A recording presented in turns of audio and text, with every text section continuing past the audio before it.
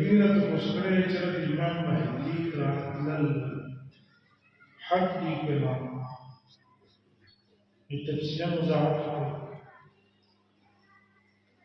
إمام مهدي زين تكينوي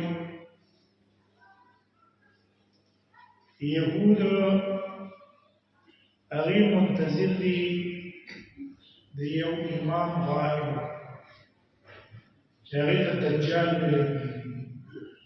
لقد الدجال يهودي مذهب کی عقیدت کی او مذهب کی یهودی دی دې وجه کله چې دجال لاوزي حدیث کې راځي وسرد اصفهان نبا اولیاء زرع یهودیان د شاطر اولیاء زرع یهودیان ایران اصفهان مبارک